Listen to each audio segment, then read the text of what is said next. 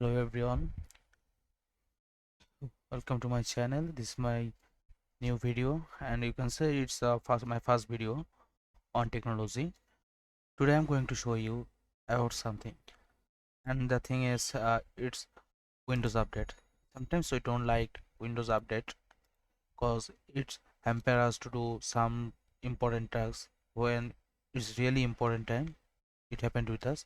So uh, sometimes we used to think we should stop Windows update and or deactivate the Windows update system permanently. But I don't recommend you to do that because Windows update is always for fixing different type of security holes and patching.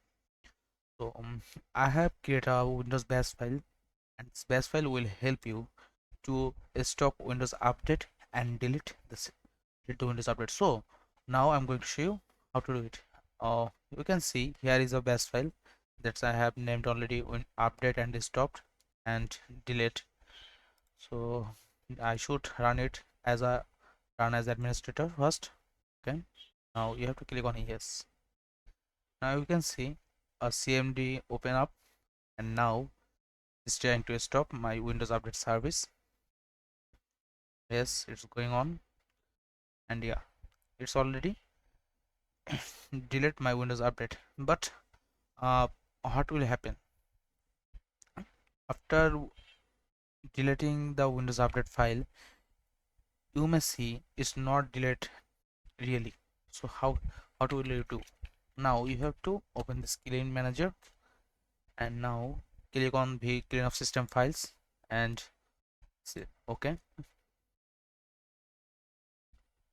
Just wait a while.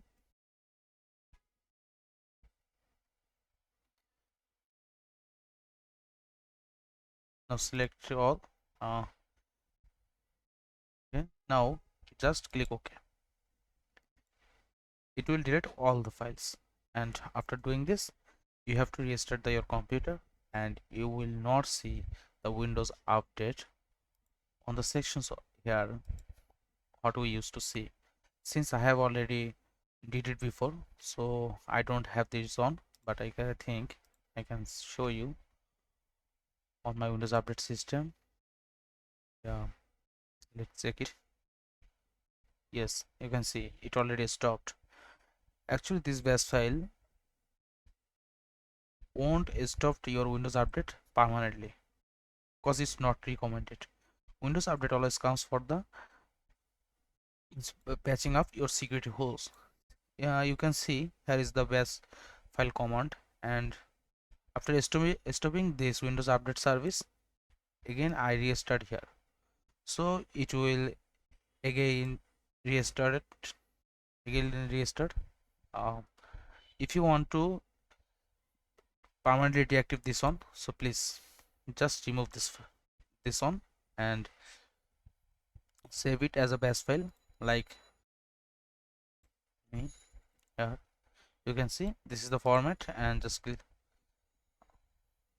select this on all files and add this extension after the rename and just save it. Then you will see this type of file. Okay, thank you. And I am going to update this file on my drive.